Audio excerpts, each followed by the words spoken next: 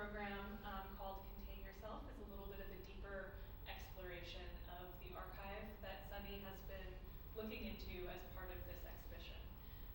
So I just wanted to say a couple of things about SMAC Mellon before we start, before I turn it over to Sunny. So my name is Rachel. I'm the curator here at SMAC Mellon. SMAC Mellon is an organization that's been around since 1995 in Dumbo, and it's our mission to support emerging, underrepresented mid-career and women artists in the production of ambitious work, and just kind of like in the production of experimental work in general.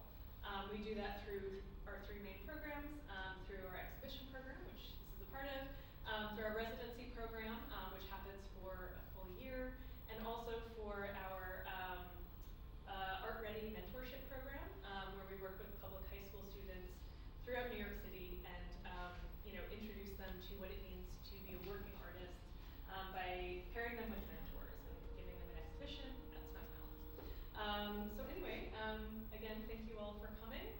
If anyone needs to use the restroom at all, it's in the far corner of the gallery, and there's an exit behind you and in front. And yeah, we're so thrilled to have Sunny be exploring more of this archive with us. So I'll hand over to you. Thank you. First of all, thank you everybody for being here. I just want to say that also this projector bulb earlier bursted while we were preparing, so it might happen again. Hopefully it happens in a dramatic moment, so it is part of the show. So yeah, don't be fearful of the bursting bulb. So I wanted to start this presentation in its very title, Contain Yourself. It's a slogan that I learned from the Container Store. They have it printed on their bags, or they used to, maybe not anymore as they've gone through other slogan campaigns. I'm fascinated by the Container Store as this place of endless configurations of how to organize. It's also very American to me in a way, to go to a place not to buy things, but the container of things. I like that there are multiple meanings embedded within the slogan of Contain Yourself. There's the expression, to contain yourself, to pull yourself together, to really hold your emotions to yourself. Then there's this idea that perhaps the Container Store is asking you to go to their stores, buy their products, and learn how to contain by yourself. I love the combination of both these things, that containing yourself, containing the you, and containing the I, means that we have to be here to hold each other and hold ourselves.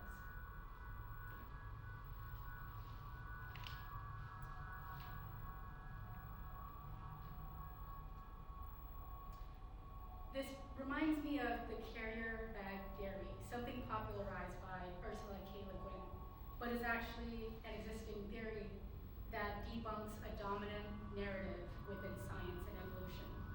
The idea that the first human tool was likely not a spear for hunting, but rather a receptacle or a recipient for holding things.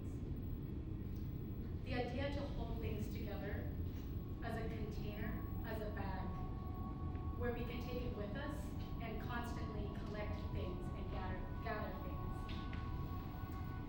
I took a collecting class in grad school. This was a few years ago. The professor showed up on the first day in true Mona Lisa Smile, Julia Roberts movie, with a slide, and she asked us to guess what we were looking at. They were acorns scattered on the floor. She described that this was her children's collection of acorns, that this was a form of collecting in its most beginner elementary stage. And she said something by Baudrillard that did stick with me, and it's something that informs the work I do today. She said, what you really collect is always yourself. And if we collect ourselves, what are we really collecting? Are they objects or non-objects? My dad had an obsession with timekeeping, placekeeping. He always wore a t-shirt that had a pocket and put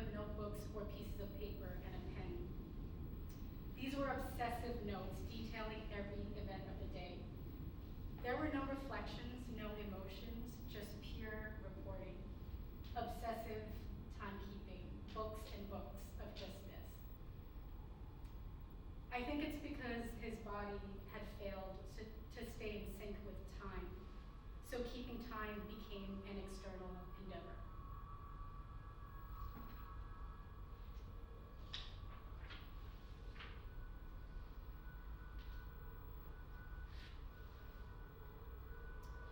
My dad had a pacemaker embedded in his chest. Pacemakers help your heart keep a normal rhythm, keeps your heart chambers in sync, keeps the blood pumping throughout your body. His heart was out of sync with his body, and therefore his body was out of time, out of place. I came up with a new way to think about ghosts. Ghosts appear when there's a misalignment between space and time. Think about the movie The Others or The Sixth Sense. And I don't need to spoil it for you. You can guess that these ghosts are stuck in a loop, in a liminal space. A haunting requires the confrontation of the past with the present, and ghosts are two receptacles of a kind. In Arya Rajmiansuk's performance, The Class, she's at a morgue in Chiang Mai, Thailand, lecturing corpses about death. I found this irony provocative. What do we, the living, know about death? There was an important letter that my dad kept for 30 years that my mom shredded into pieces, much to my surprise. It was a letter from a cousin who died years ago, who poured his heart into the letters, into the words, writing to let my dad know that he was disappointed that he did not stand up for him, while other family members teased him and bullied him. My mom did not hesitate to throw out this piece of mail. I asked why, and she said, these are two dead people talking to each other. I asked my dad what heart surgery felt like. He said it felt like nothing.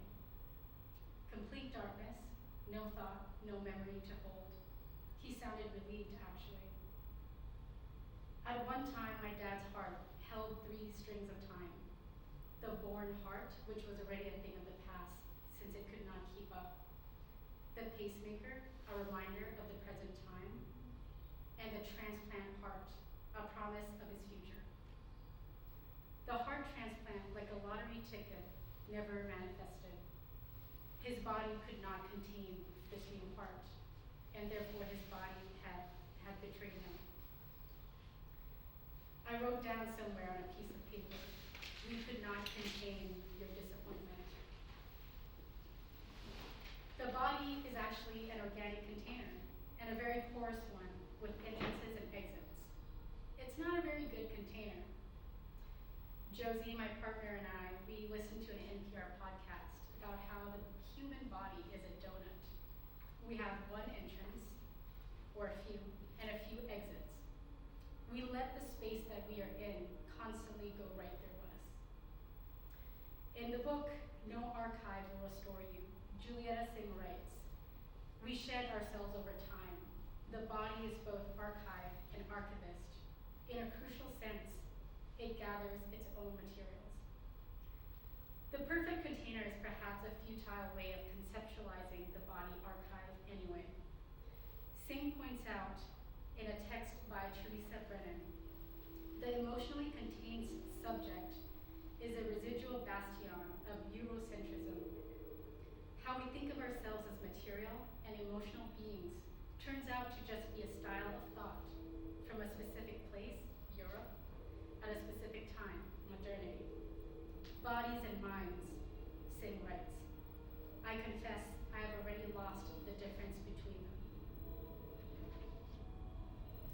There's actually a relief in thinking about porousness and boundarylessness, problematizing the you and I in poetry. In the title of this exhibition itself, this is as far as I can take you. I think we assume the role of you and I interchangeably.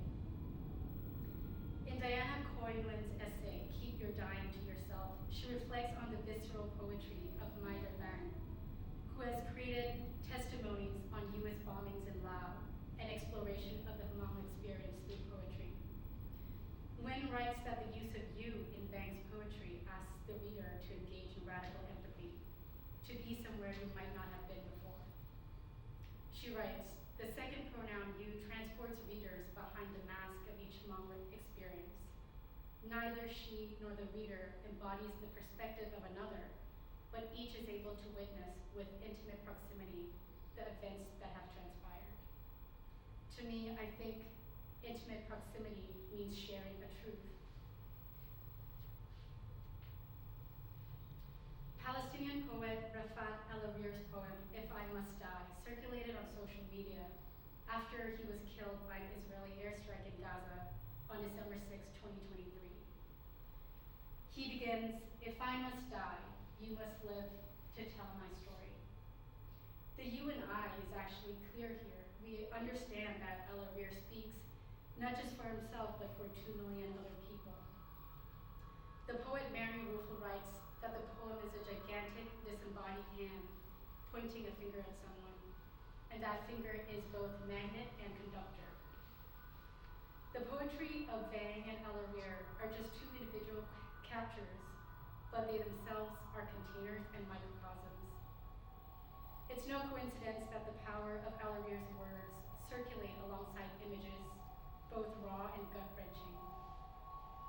When mass media betrays truth and archives are actively being destroyed, we can still perhaps behold the word. As the poet Philip Metras says, the poet is journalist, can be a documentarian and historian and agitator.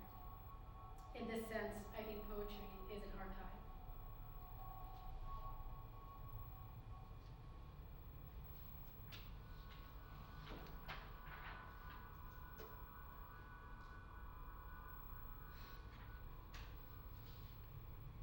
The filmmaker Isaac Julian has said that what he is interested in is not film but actually poetry, that he is on a quest for a language to express.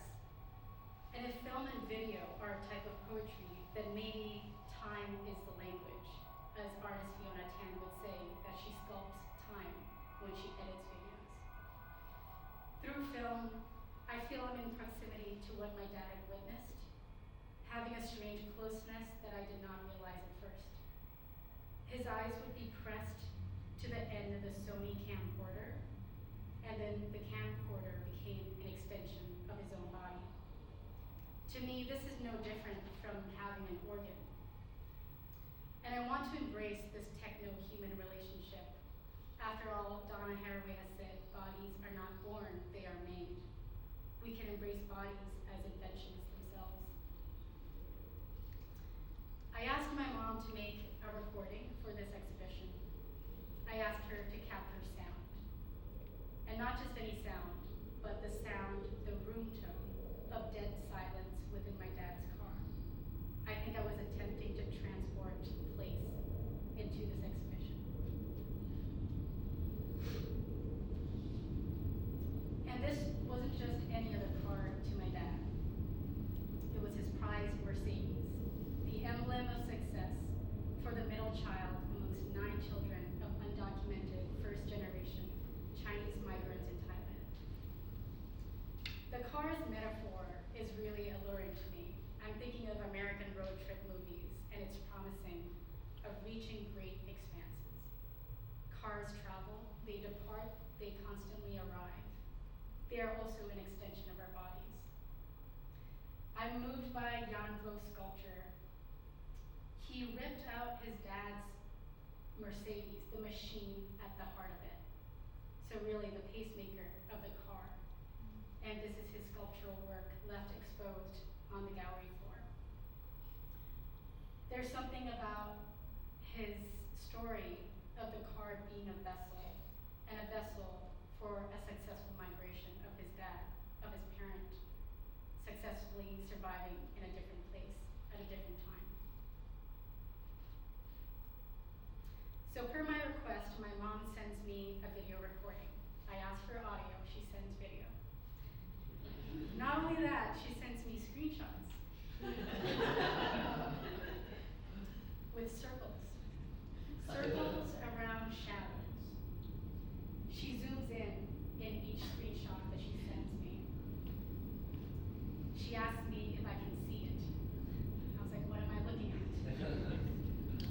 says there's a shadow, and maybe in the pixelation it's all lost.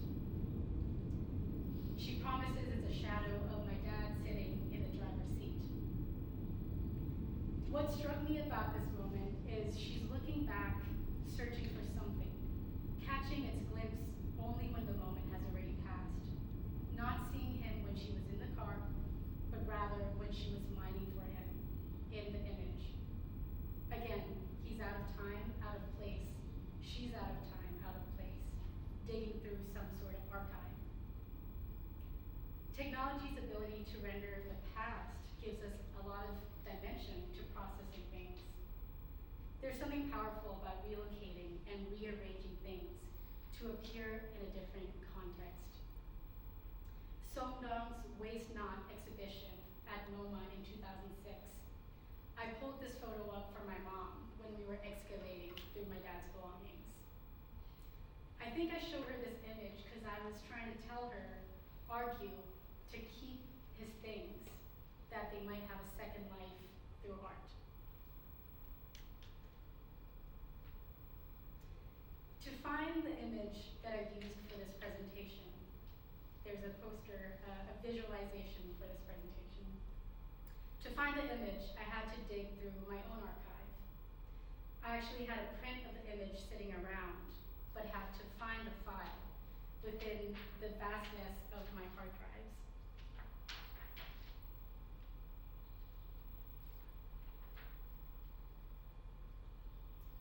I looked through hard drives from 2020, 2019, 2018, and finally in 2017, I find this image. Great, now I can reproduce it and share it as a part of this presentation, I thought. But when I compared it to the print that I had, it was a completely different image, but also the same image. I had to continue digging past 2017 into 2015, 2014, and then finally 2013. I found the exact same image taken 4 years apart. Time collapsed. This camera was in my parents' shop in the outskirts of Bangkok. They had a shop, a mom and pop shop, selling gold jewelry, and we lived upstairs. This was my first witness to a live stream video, surveillance in real time. The video would be capturing the storefront and at the same time depicting what it was capturing as a nudge for people that you were being watched. It feels naive to trust an image even if it says it's being displayed in real time. Images are always framed. We know the moving image is a powerful tool and also a tool for manufacturing consent. The Vietnam War is widely known as the first televised war, where there was a sense of the real in real time. By 1980, CNN had 24-hour news, and soon the early 2000s, live news was broadcasting as a norm. We may know better than to trust broadcasted news. Kathy Park Hong, in Minor Feelings, reflects on a viral video of David Dow, a Vietnamese man being dragged out of United Airlines in 2017. While he was described by media as the everyman, Hong writes, "He is not any man, he is my father." When he fought to stay on the plane like his life depended on it, he repeated, "I have to go home, I have to go home. Kill me now, kill me now." Referencing Dow's triggering of deep-rooted trauma as a refugee fleeing Saigon in 1975. Hong writes, "This is not every man. Dow is in another place, another time." Thinking about timelessness brings us back to the carrier bag. When all is jumbled in one bag, there is a shift in thinking, a shift in storytelling, rejecting the linearity of time. We can embrace this nonlinearity. Ocean Vuong writes on spirals, "We travel through time in a circular trajectory, our distance increasing from an epicenter only to return again, one circle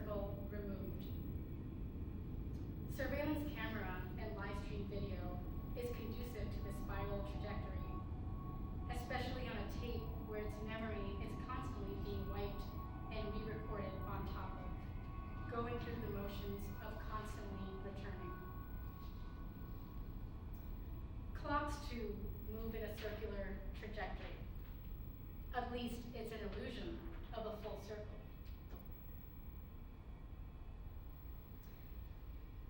Clocks return to form, but are never representing the same place and the same time. By the time we try to catch it, it is already removed from where it once was. My dad recorded clocks to measure time. You'll find that in this exhibition. In these videos, he would film clocks and say the date and time. And it may have been for a logistical reason that the early Sony camcorders did not have embedded timestamps in them. I wonder if this rattled my dad, the desire to prove and remind the viewer of the when and the where. So he filmed clocks, and not just the clocks anywhere, but the clocks in the places he was at. And he wore a watch, but instead of filming the watch that was a part of him, he would film where he was at. I think this is interesting, this inextricable tie between time and place.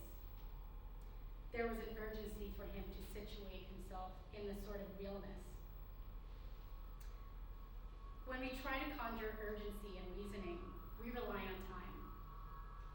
I learned this in 2020, trying to return home to my terminally ill dad while I was in an immigration limbo in the United States, in New York.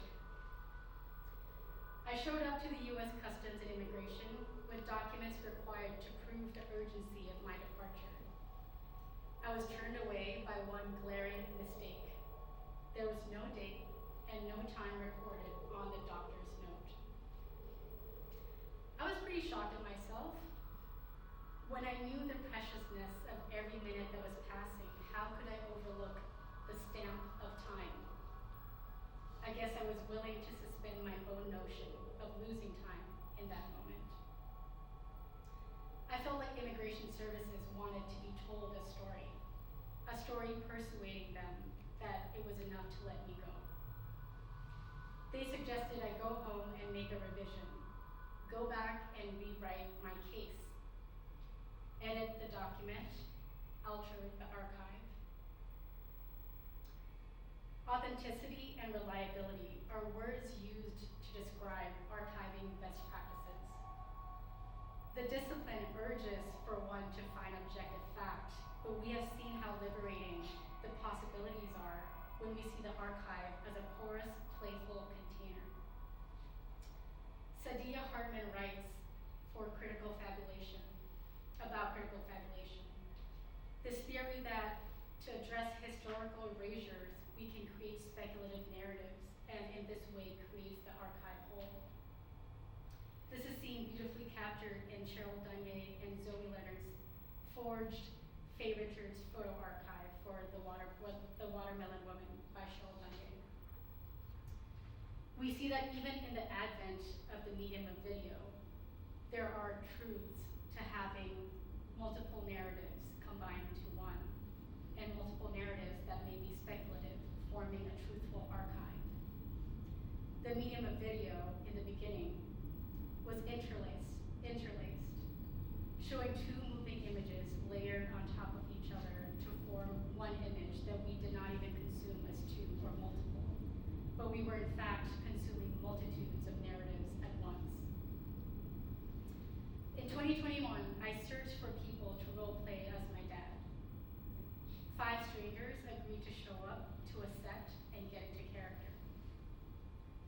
One dad who played my dad showed up to the opening of the exhibition with a camera. He took photographs of me, and that exchange, I thought, was an extension of his character that slipped into the real. And while we didn't know each other, his presence was a warm exchange for me, a gathering of things into our carrier bag of feelings. And I know it was not about me, this warm exchange. I know this because he spoke of his estranged daughter, who he hasn't seen in 20 years. I wondered what is lost when goes unobserved. We know that words observe, and images, and moving images, and sound. I believe my dad really believed that if he did not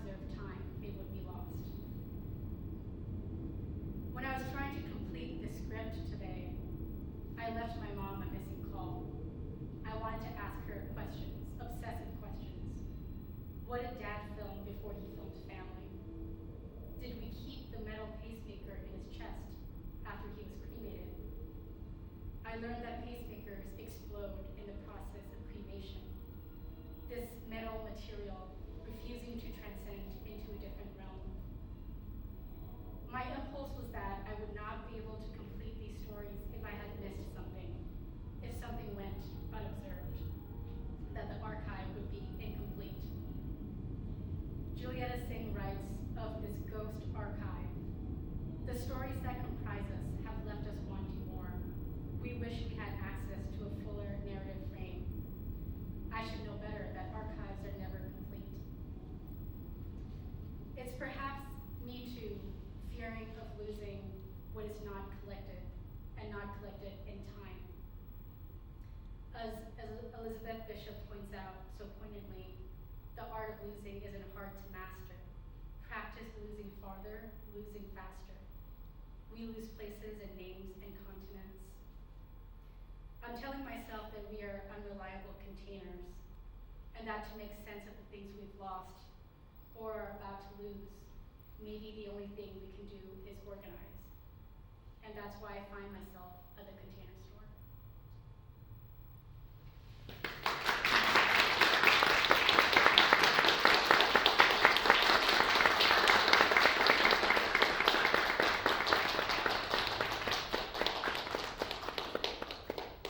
Thank you. That's it.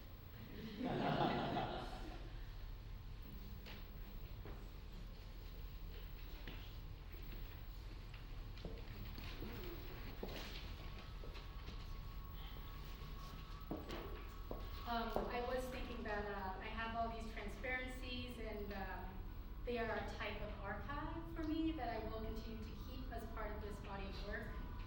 So if it inspires you, please write something on the transparency. I'm providing a Sharpie, and your words will become a part of this work as well, and I will cherish them. So, thank you.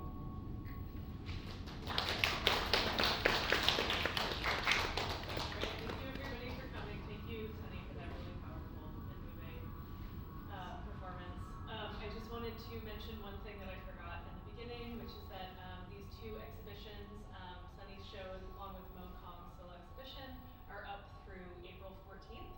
And we also have open studios coming up on that final weekend. So all of our studios with all of our artists will be open downstairs both days.